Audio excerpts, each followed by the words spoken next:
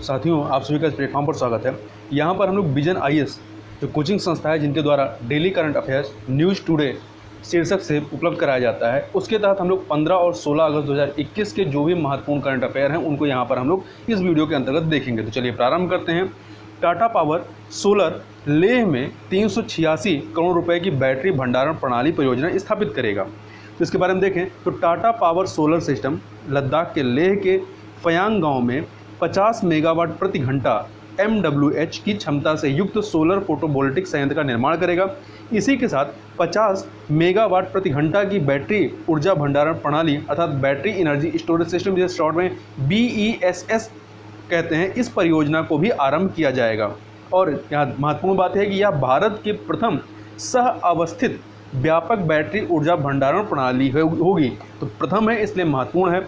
ये जो BESS है अर्थात बैटरी एनर्जी स्टोरेज सिस्टम ऐसे उपकरण हैं जो सौर तथा पवन जैसे नवीकरणीय ऊर्जा स्रोतों से ऊर्जा का संग्रहण सक्षम बनाते हैं। तत्पश्चात जिस समय ग्राहकों को सबसे अधिक विद्युत की आवश्यकता होती है तब ये ऊर्जा को उपभोग के लिए विमुक्त कर देते हैं, मतलब सप्लाई कर देते हैं। मोबाइल फ़ोन और इलेक्ट्रिक कारों में लिथियम आयन बैटरियों का उपयोग किया जाता है। वर्तमान में ये बैटरियां व्यापक पैमाने पर संयंत्रों के लिए प्रमुख भंडारण तकनीक हैं। इनसे विद्युत ग्रिड को नवीकरणीय ऊर्जा की विश्वसनीय आपूर्ति सुनिश्चित करने में सहायता मिलती है। प्रमुख ग्रिड ऊर्जा भंडारण प्रौद्योगिकियों की यदि बात करें कौन सी है तो बैटरी, पंप जल विद्युत भंडारण, संपीड़ित वायु ऊर्जा भंडारण, तापीय भंडारण, हाइड्रोजन फ्लाई व्हील्स इत्यादि इसके तहत आती हैं। BESS के लाभ क्या हैं तो भारत की ऊर्जा आवश्यकताओं की पूर्ति करना, बैटरियों के साथ साथ ईंधन के आयात में होने वाले व्यय में कमी करना, स्वच्छ ऊर्जा को बढ़ावा देना और उद्दिष्ट राष्ट्रीय स्तर पर निर्धारित योगदान INDC लक्ष्यों को प्राप्त करने में सहायता करना, ये इसके लाभ हैं। भारत के लिए चुनौतियां क्या हैं इसके संदर्भ में तो परियोजना को वित्तीय व्यवहार्यता प्रदान करना, तकनीकी चुनौतियां, भूमि अधिग्रहण जैसे संरचनात्मक संबंधी मुद्दों का समाधान करना, लिथियम कोबाल्ट का अल्प खनिज भंडार का भारत में होना, ये सब जो है भारत में इसके समक्ष चुनौतियां हैं। सरकार द्वारा परिवर्तनकारी गतिशीलता और बैटरी भंडारण पर राष्ट्रीय mission national mission on transformative mobility and battery storage आरंभ किया गया है। इसका उद्देश्य स्वच्छ, संयोजित, साझा, सतत तथा समग्र गतिशीलता पहलों को बढ़ावा देना है। अगला है तालिबान द्वारा काबुल पर अधिकार स्थापित करने के साथ ही जो वहाँ के राष्ट्रपति अशरफ गनी थे, इन्होंने देश से पलायन कर दिया है। तो तालिबान द्वारा काबुल में राष्ट्रपति भवन पर आधिपत्य स्थापित कर लेने के उपरांत उसने अफगानिस्तान में युद्ध समाप्ति की घोषणा कर दी है। अफगानिस्तान ने स्पष्ट किया है कि वह शीघ्र ही एक नया इस्लामिक अमीरात ऑफ अफगानिस्तान घोषित करने की योजना बना रहा है। 9/11 हमले के पश्चात तालिबान पर अमेरिकी प्रतिक्रिया के उपरांत लगभग 20 वर्ष के पश्चात यह प्रथम अवसर है जब तालिबानी लड़ाकों ने शहर में प्रवेश किया है। यह सर्वविदित है कि तालिबान द्वारा प्रथम बार वर्ष 1996 में राजधानी पर नियंत्रण स्थापित किया गया था। अब ये जो वर्तमान अफगानिस्तान संकट है इसके लिए उत्तरदायी कारण क्या है तो पहला कारण है अमेरिका की वापसी। अमेरिका द्वारा अफगानिस्तान से वापसी की घोषणा के पश्चात तालिबान ने अपनी गतिविधियां तीव्र करनी आरंभ कर दी थी। इसके तहत अफगानिस्तान में 31 अगस्त तक अमेरिकी सैन्य मिशन समाप्त हो जाएगा। अफगानिस्तान में अमेरिकी सैन्य उपस्थिति एक सामरिक दायित्व तथा एक निरर्थक निवेश बन गई थी। इसका अफगानिस्तान में मूलभूत राजनीतिक और सैन्य गतिशीलता को रूपांतरित करने की क्षमता का लोप हो गया था। दूसरा, तालिबान की क्षमता का तो तालिबान के पास लगभग 75,000 निर्जातीय आधार पर संगठित लड़ाके हैं। इसके अतिरिक्त तालिबान को बाह्य स्रोतों से भी आर्थिक सामरिक सहायता प्राप्त होती है। लोकतांत्रिक मूल्यों का अभाव भी वर्तमान संकट का कारण है। देश में प्रशासन में व्यापक रूप से भ्रष्टाचार था, छल कपट व्याप्त था। इसके कारण वहाँ लोकतंत्र कभी सुदृढ़ नहीं हो सका। अफगानिस्तान के सामान्य जन सरकार के सैन्यवादी स्वरूप को स्वीकार नहीं कर पाए। अगला कारण क्या है विकासवादी सहयोग की विफलता। देश को प्राप्त होने वाली सहायता जो विभिन्न देशों संगठनों के द्वारा जो सहायता दी जा रही थी उसका कोई सकारात्मक प्रभाव उत्पन्न करने की बजाय वह व्यय का कारक बन गई थी। आगे चलते हैं। सरकारी निर्यात वृद्धि को गति प्रदान करने के लिए विदेशी मिशनों हेतु लक्ष्य निर्धारित करने की योजना निर्मित कर रही है जो सरकार है। तो देखिए इसके बारे में पढ़ें तो वाणिज्य और उद्योग मंत्रालय ने समग्र निर्यात लक्ष्य चालू वित्त वर्ष में $4 बिलियन का है। तो समग्र निर्यात लक्ष्य की प्राप्ति हेतु ये योजना निर्मित की है। इस योजना के अंतर्गत विदेशों में देश के विभिन्न दूतावासों और वाणिज्य दूतावासों द्वारा इस लक्ष्य प्राप्ति में योगदान अपेक्षित है। इस योजना के अंतर्गत विदेशों में देश के विभिन्न दूतावासों और वाणिज्य दूतावासों द्वारा इस लक्ष्य की प्राप्ति में योगदान अपेक्षित है। तो ये महत्वपूर्ण फैक्ट है। निर्यात लक्ष्यों को उत्पाद के अनुसार, देश के अनुसार और क्षेत्र के अनुसार वर्गीकृत किया जा रहा है। 3 आधारों पर, उत्पाद के अनुसार, देश के अनुसार और क्षेत्र के अनुसार। वर्तमान में भारत का लगभग आधा निर्यात केवल 4 प्रमुख गंतव्य देशों अमेरिका, चीन, संयुक्त अरब अमीरात और हांगकांग को होता है। निर्यात का लगभग 60% जो हिस्सा है उसमें आपका इंजीनियरिंग सामग्री, रत्न और आभूषण, पेट्रोलियम और रासायनिक उत्पादों तथा फार्मास्यूटिकल से संबंधित चीज़ें ही हैं। इसमें विदेशी भारतीय मिशनों को भारतीय वस्तुओं हेतु 5 नए निर्यात गंतव्य देशों और निर्यात के लिए 75 नए उत्पादों को शामिल करने के लिए निर्देशित किया गया है। भारत के विदेशी मिशनों की जो भूमिका होगी वो किसकी होगी? सूचित करना, इन्फॉर्म करना, संयोजित करना अथवा कनेक्ट करना और प्रोत्साहित करना। ठीक है, अब इसके बारे में यहाँ देखें तो सूचना जहाँ नियुक्त हैं उन देशों की आवश्यकताओं और मांगों का अध्ययन करना और विदेशी बाजार पर उपयुक्त जानकारी प्राप्त करना या प्रदान करना। संयोजित करना, कनेक्ट मतलब स्थानीय निर्यातकों को विदेशी खरीदारों, बाजारों आदि से जोड़कर नए बाजार गंतव्य निर्मित करने में सहायता करना। इसके अलावा प्रोत्साहित करना, इसमें आभासी वर्चुअल बैठकों के लिए प्रवासी भारतीयों के समूह अर्थात डायस्पोरा ग्रुप गठित कर व्यवसायों को प्रोत्साहित और प्रेरित करना। ब्रांड इंडिया के निर्माण में मदद करना। यहाँ पे जो तीनों चीज़ें हैं, सूचित करना, इसके तहत क्या है? व्यवसायों निर्यातकों को सही जानकारी तक पहुँचने में मदद करना तथा परामर्श संबंधी और अन्य व्यवहारिक सहायता करना। संयोजित करना में भारतीय व्यवसायों निर्यातकों को विदेशी खरीदारों, बाजारों और एक दूसरे से जोड़ना। प्रोत्साहित करने में करने के तहत क्या है कि उन व्यवसायों को प्रोत्साहित करना और प्रेरित करना जो निर्यात की क्षमता से युक्त हैं किंतु उन्होंने संचालन आरंभ नहीं किया या अभी हाल ही में संचालन प्रारंभ किया है। अब इसमें आगे देखें तो विगत वर्ष विदेश मंत्रालय ने आर्थिक अवसरों पर संसाधनों का एक व्यापक निक्षेप प्रदान करने और द्विपक्षीय आर्थिक संबद्धता को सुगम बनाने के लिए आर्थिक कूटनीति अर्थात इकोनॉमिक डिप्लोमेसी पर एक वेबसाइट लॉन्च की थी। आगे चलते हैं। भारत की 4 अन्य आर्द्रभूमियों को अंतर्राष्ट्रीय महत्व की आर्द्रभूमि के रूप में रामसर सूची में शामिल किया गया। ये महत्वपूर्ण आपका करंट अफेयर है। तो देखिए, गुजरात और हरियाणा इन दोनों जगह से 2-2 आर्द्रभूमियों को इसमें रामसर सूची में शामिल किया गया है। इसी के साथ भारत में अंतर्राष्ट्रीय महत्व की आर्द्रभूमियों की कुल संख्या 46 हो गई, 46 हो गई है। पहले 42 थी, 4 बढ़ गए, 46 हो गए। ये आर्द्रभूमियाँ कुल 10,83,322 हेक्टेयर भू क्षेत्र में विस्तारित हैं। अब ये जो नई आर्द्रभूमियाँ हैं इनके बारे में थोड़ा बात करते हैं। तो सबसे पहले हरियाणा की जो आर्द्रभूमियाँ हैं, पहला है सुल्तानपुर राष्ट्रीय उद्यान जो कि हरियाणा के गुरुग्राम में है। इस स्थल की ब्रिटिश पक्षी विज्ञानी पीटर मिशेल जैक्सन द्वारा खोज की गई थी। यह राष्ट्रीय उद्यान अधिवासित शीतकालीन प्रवासी और स्थानीय प्रवासी जल पक्षियों की 220 से अधिक प्रजातियों के अस्तित्व का समर्थन करता है। यहाँ सोशिएबल लैबिंग अर्थात टिटहरी ये क्रिटिकली एंडेंजर्ड में आता है आईयूसीएन की रेड लिस्ट में, और इजिप्शियन गिद्ध ये भी आईयूसीएन की रेड लिस्ट में एंडेंजर्ड कैटेगरी में आता है आदि सहित अन्य संकटाग्रस्त प्रजातियां यहाँ पर पाई जाती हैं। दूसरा, हरियाणा के झज्जर में स्थित भिंडावास वन्यजीव अभ्यारण्य वर्ष 2009 में स्थापित यह मानव निर्मित ताजे जल की आर्द्रभूमि है। तो ये महत्वपूर्ण फैक्ट है कि यह प्राकृतिक नहीं है, यह मानव निर्मित ताजे जल की आर्द्रभूमि है। संकटग्रस्त प्रजातियों में स्टेपी ईगल, ब्लैक बेलिड टेर्न तथा एंडेंजर्ड इजिप्शियन गिद्ध आदि शामिल हैं। 250 से अधिक पक्षी प्रजातियां संपूर्ण वर्ष अभ्यारण्य का उपयोग विश्राम और आश्रय स्थल के रूप में करती हैं। अब जो गुजरात के आर्द्रभूमि स्थल है उनको देखें तो गुजरात के अहमदाबाद में स्थित थोल झील वन्यजीव अभ्यारण्य, तो यह वर्ष 1912 में बड़ौदा के महाराजा गायकवाड़ थे, गायकवाड़ वंश के तत्वाधान में सिंचाई हेतु निर्मित एक प्राचीन जलाशय है। यह मध्य एशियाई फ्लाईवे जो पक्षियों का उड़ान मार्ग है उस पर स्थित है। तो संकटग्रस्त जल पक्षी प्रजातियों में यहाँ पर क्रिटिकली एंडेंजर्ड श्वेत पुट्ठे वाला गिद्ध एवं सोशिएबल लैबिंग तथा वल्नरेबल सारस बगुले, लेजर व्हाइट फ्रंटेड गूज, छोटे श्वेत हंस आदि यहाँ पर शामिल हैं। बाधवाना आर्द्रभूमि ये आपका गुजरात के बड़ोदरा में स्थित है। बधवाना जो है एक सदी पुराना सरोवर है। इसका निर्माण तत्कालीन राजा गायकवाड़ ने वर्ष 1909-10 में करवाया था। 1912 में थोल झील का निर्माण कराया था और 1909-10 में बधवाना आर्द्रभूमि का निर्माण कराया था।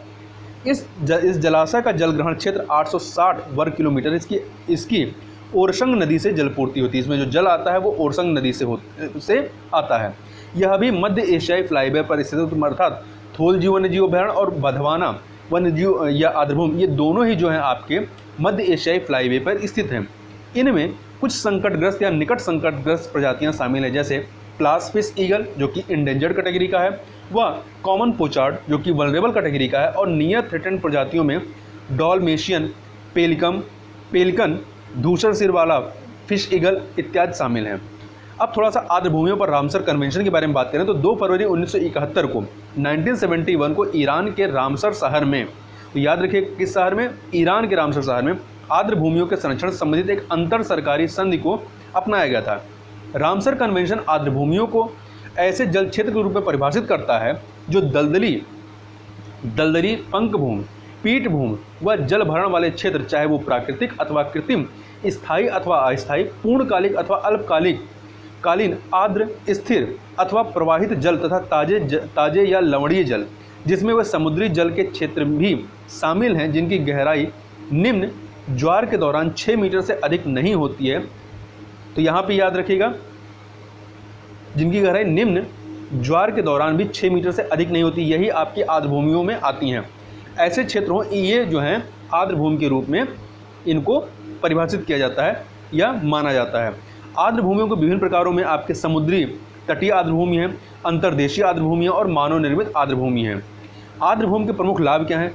बाढ़ नियंत्रण में, भूजल पुनर्भरण में, तटरेखा स्थिरीकरण और महोर्मी संरक्षण, जलीय कृषि, जैव विविधता भंडार में और सांस्कृतिक मूल्य इत्यादि के संदर्भ में इनका महत्व है। आगे चलते हैं। अगला है, केंद्रीय विद्युत मंत्रालय के अनुसार कुछ दबावग्रस्त इकाइयों के लिए कोई प्रभावी समाधान उपलब्ध नहीं है।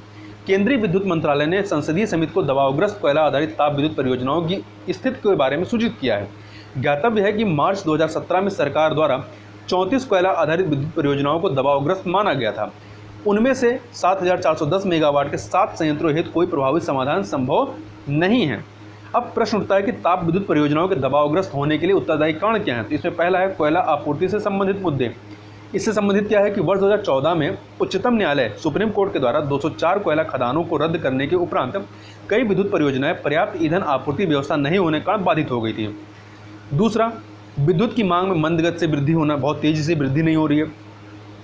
तीसरा, विद्युत वितरण कंपनियां डिस्कॉम द्वारा भुगतान में विलंब करना और विनियामक और संविदात्मक जो विवाद है ये, इससे संबंधित क्या है कि कुछ मामलों में विद्युत खरीद समझौते पावर परचेज एग्रीमेंट PPAs में चेंज इन लॉ प्रावधान के तहत प्रशुल्क अर्थात टैरिफ संबंधी याचिकाओं के अनुमोदन और अतिरिक्त प्रशुल्क की स्वीकृति में विलंब के कारण परियोजनाएं उत्पादन की लागत की वसूली करने में असमर्थ हैं। अब इससे बचाव के लिए क्या उपाय किए गए हैं? तो दबावग्रस्त संयंत्रों को कोयला लिंकेज की अनुमति प्रदान करने के लिए scheme to harness and allocate koyla transparently in India अर्थात शक्ति नीति में संशोधन किया गया है। डिस्कॉम को PPAs अर्थात पावर परचेज एग्रीमेंट को निरस्त न करने का परामर्श दिया गया है। अब आगे चलते हैं। अब यहाँ पर जो अन्य सुर्खियाँ हैं इसमें पहला है तपस क्या है? उत्पादकता एवं सेवाओं को बढ़ावा देने वाला प्रशिक्षण, training for augmenting productivity and services. यह जो है यह सामाजिक न्याय एवं अधिकारिता मंत्रालय के अधीन राष्ट्रीय समाज रक्षा संस्थान NISD द्वारा संचालित एक पहल है।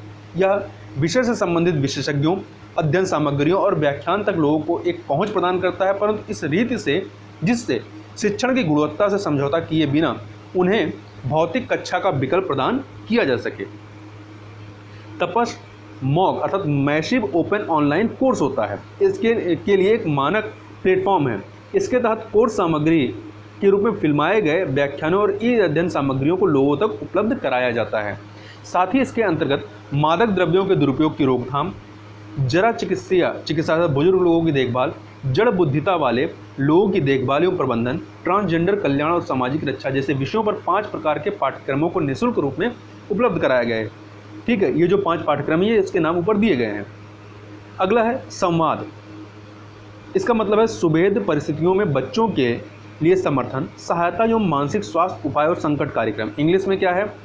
संवाद, support advance and mental health intervention for children in vulnerable circumstances and distress. संवाद कार्यक्रम के दूसरे चरण को स्वतंत्रता दिवस की पूर्व संध्या पर आरंभ किया गया।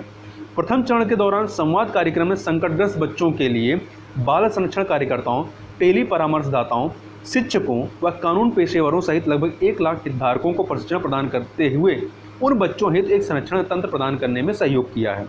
संवाद के बारे में बात करें तो संवाद यह एक राष्ट्रीय पहल और एकीकृत संसाधन है। यह बाल संरक्षण, मानसिक स्वास्थ्य एवं मनोचिकित्सा देखभाल के लिए कार्य करता है और यह राष्ट्रीय मानसिक स्वास्थ्य और स्नायु विज्ञान संस्थान NIMHANS के बाल और किशोर मनश्चिकित्सा विभाग के अधीन तथा महिला एवं बाल विकास मंत्रालय द्वारा समर्थित है। तो ये महत्वपूर्ण है। संवाद है क्या? अगला है ग्रेटर एडजुटेंट स्टार। प्रथम बार बिहार ने ग्रेटर एडजुटेंट स्टार को GPS ट्रैकर के साथ टैग करने का निर्णय लिया ताकि उनके संरक्षण के प्रयासों के तहत उनकी गतिविधियों की निगरानी की जा सके। अब हम लोग ग्रेटर एडजुटेंट स्टार जो पक्षी, इसके बारे में बात करें तो यह एक लंबी गर्दन एवं बड़े आकार वाला पक्षी है। इसकी संरक्षण की स्थिति क्या है? तो अंतर्राष्ट्रीय प्रकृति संरक्षण संगठन IUCN की रेड लिस्ट के तहत इसे एंडेंजर्ड श्रेणी में सूचीबद्ध किया गया है।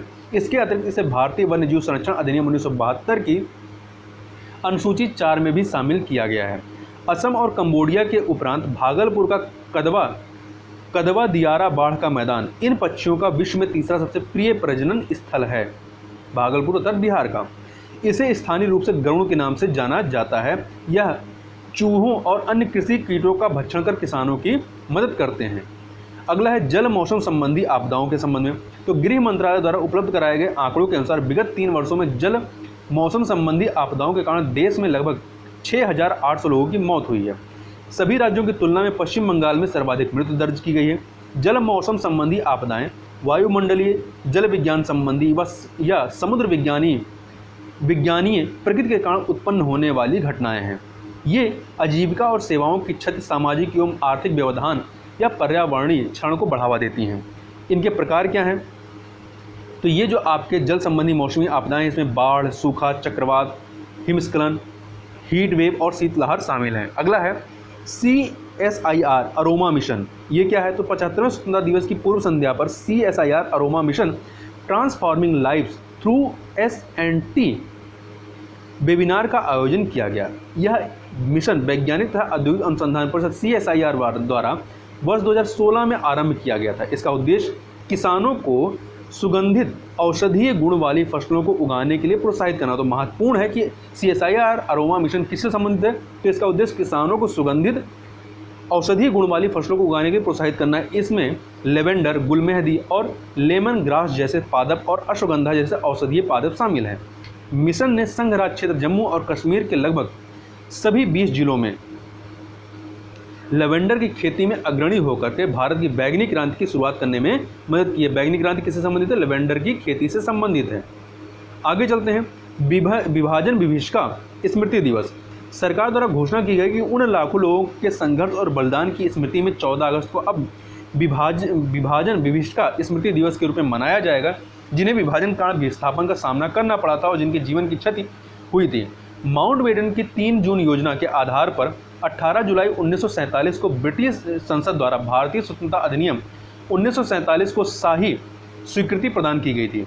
इसके तहत भारत और पाकिस्तान नामक 2 स्वतंत्र प्रभुत्व वाले राज्यों में भारत और पाकिस्तान नामक 2 स्वतंत्र प्रभुत्व वाले राज्यों में विभाजित कर दिया गया था।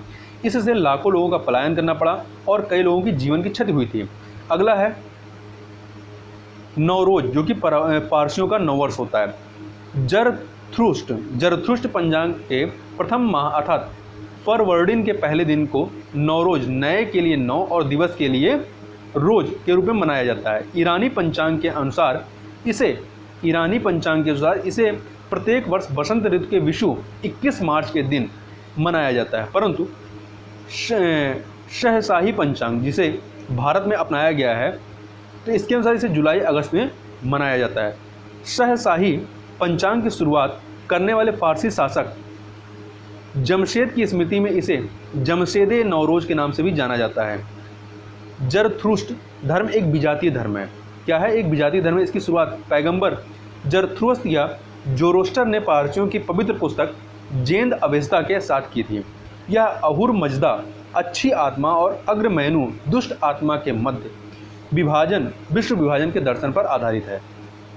अब जो सुर्खियों में रहे स्थल हैं उनके बारे में बात कर लेते हैं। तो सबसे पहला नाम आता है हैती का। तो हाल ही में हैती में आए 7.2 तीव्रता के भूकंप के कारण लगभग 700 से अधिक लोगों की मृत्यु हुई है। अब ये आंकड़ा 1400 से ऊपर, मतलब 2000 के करीब पहुंच चुका है। हैती, इसकी राजधानी क्या है? पोर्ट ओ प्रिंस। यहाँ आप फिगर में देख सकते हैं, हैती है और इसकी राजधानी पोर्ट ओ प्रिंस है।